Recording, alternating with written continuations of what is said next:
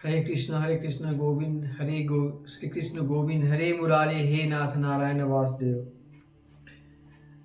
आज मैं एक बहुत पुरानी लिखी गई मेरी डायरी की एक पन्ना याद देखा हूँ, वो मैं आज आपके सामने प्रस्तुत करूँगा।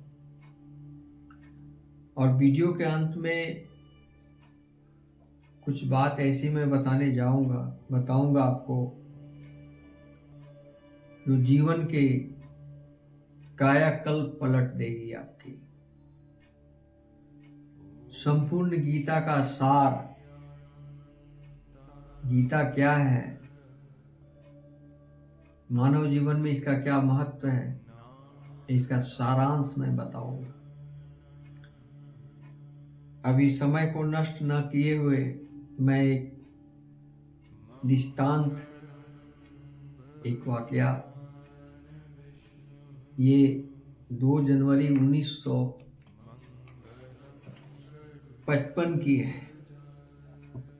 2 जनवरी 1955 पंडित बेनी माधव मिश्र MA, प्रिंसिपल सीतामढ़ी के डिग्री कॉलेज के थे। उनकी स्मृति में उन्होंने अपने डायरी में जो लिखा था उसका एक पन्ना मेरे पास मिला है, जो आपको शेयर कर रहा हूं। श्री व्यासदेव ने संसार को कर्म क्षेत्र बताया है। गीता उसी कर्म क्षेत्र का शास्त्र है, केवल साहित्यिक या दार्शनिक ग्रंथ नहीं है। शास्त्र सिद्धांत निरूपण करते हैं। सिद्धांत की व्यक्ति निर्वधि और निःसीम होती है।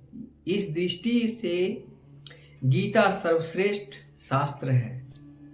ऐसे दिक कालाद्वय वंचिन्न ग्रंथ सामान्य समझ के परे होते हैं।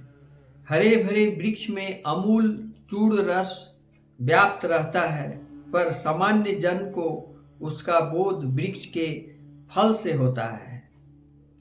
इसके प्रच्छन्न अजस्त्र प्रवाह को वे दिख नहीं पाते।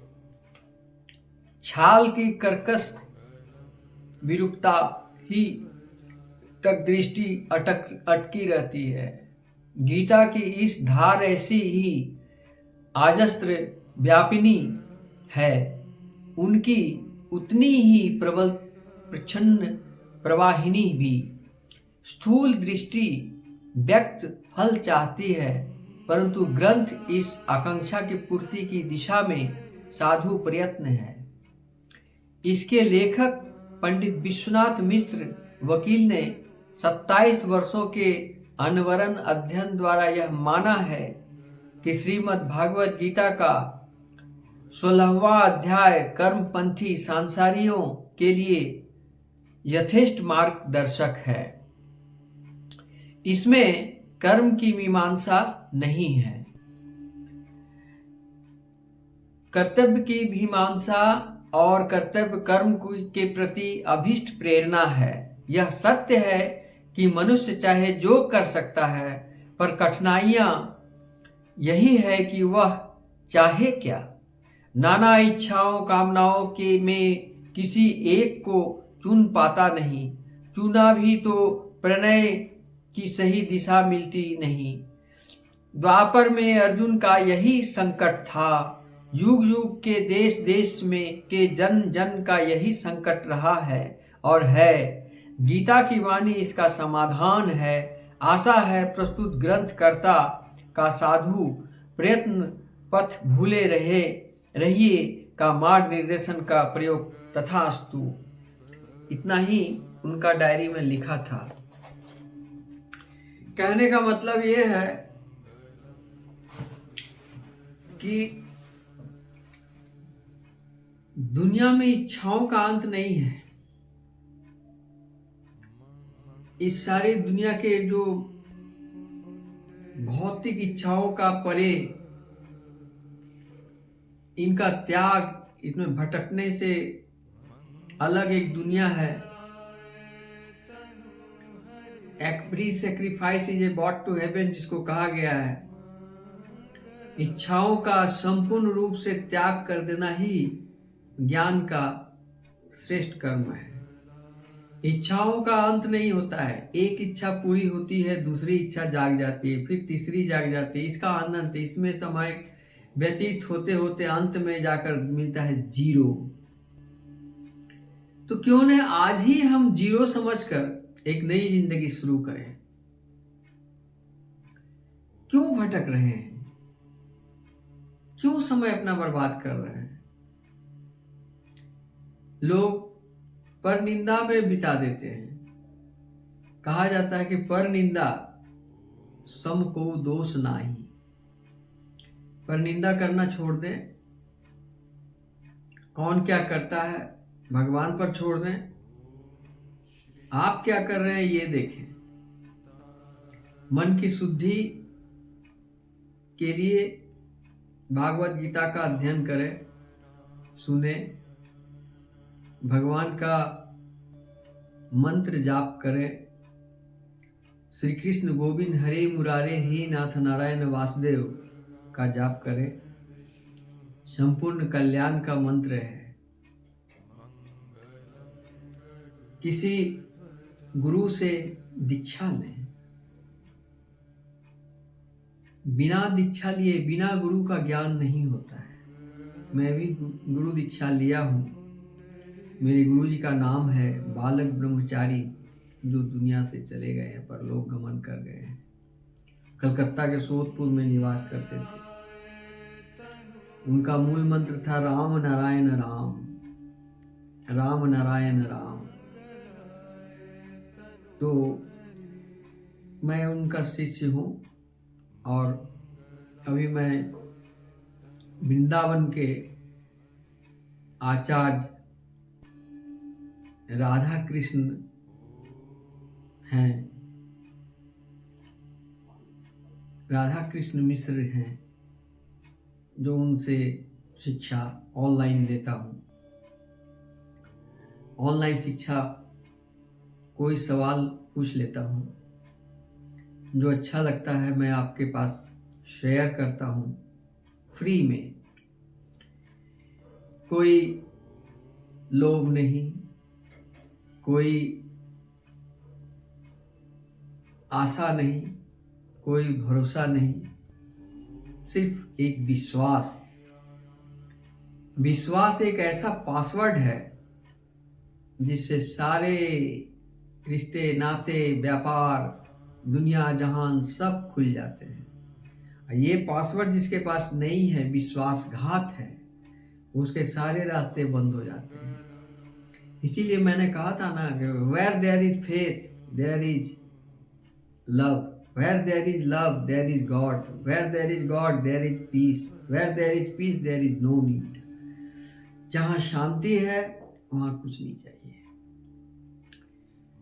तो गीता में जो कहा गया है, कर्म, कर्म ही धर्म है, कर्म ही पूजा है, कर्म ही सर्वश्रेष्ठ है। तो कर्म करने के लिए आपके पास 3 चीज होना बहुत जरूरी है। पहला धैर्य, दूसरा आत्मबल, तीसरा चरित्र। इसके बाद अन्य बहुत सारे हैं, जैसे वर्तमान में जीना, समय के अनुसार सब काम करना, सुबह का काम सुबह, दोपहर का काम दोपहर, रात वाली काम रात, सब समय के अनुसार करें। आयु के अनुसार समय पर वैवाहिक जीवन करें, बच्चा संतान उत्पन्न करें, संतान को भली भांति मनुष्य करें। सब चीज़ का एक अपना अपना समय होता है, उस समय के अनुसार करें तो आपको काफ़ी अच्छी बात होगी। इधर मैं एक और छोटी सी बात बताना चाहता हूँ।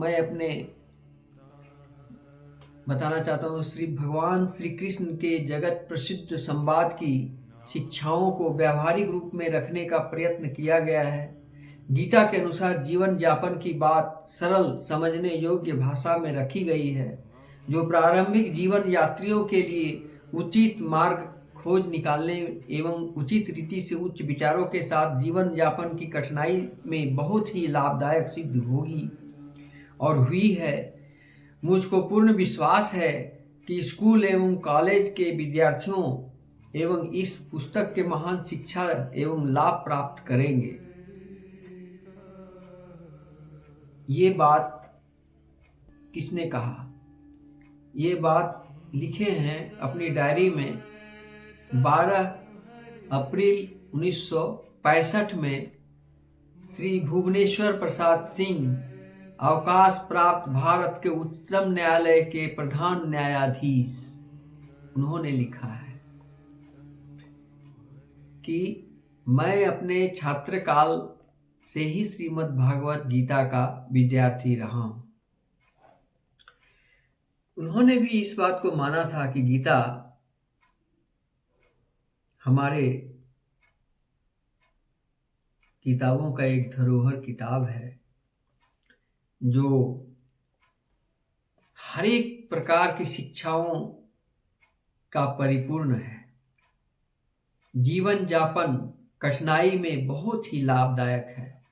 जब आप मानसिक तनाव से गुजर रहे हैं, घोर संकट में हैं, अंधेरा ही अंधेरा छाया हुआ है, उस वक्त आप गीता का शरण करें, आपको क्षण भर में सारा मनोकामनाएं पूर्ण होंगे, सारे संकट दूर हो जाएंगे। इस प्रकार गीता का ज्ञान क्या है, बड़ा ही संक्षेप में आपको समझाने का प्रयास किया।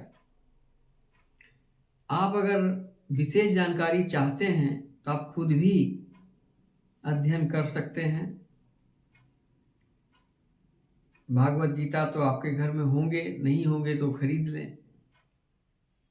गूगल से सर्च करके पूछें, यूट्यूब से पूछें, आपको हजारों लाखों रास्ते मिलेंगे जीने का। पर प्रयत्न तो करें, विश्वास तो करें। 3 काम: झूठ न बोलें अपने बड़ों से। दूसरी बात, किसी का वो धोखा न दें। दुख में कर्ज लिए हैं, कोई बात नहीं, चुका दें। किसी का एहसान लेकर जीना छोड़ दें। सेल्फ कॉन्फिडेंस लेकर चलें। खुद पर विश्वास करें, खुद से प्यार करें। अटल सत्य है, कोई किसी का नहीं है। लोग धोखा खाने के बाद में ये बात कहते हुए सुनते हैं कि कोई किसी का नहीं है। गीता का ज्ञान सुनने के बाद भी लोग कहते हैं कोई किसी का नहीं है, लेकिन जब धोखा खाने के बाद कहते हैं, पहले नहीं कहते हैं। इसलिए आज की कथा यहीं तक।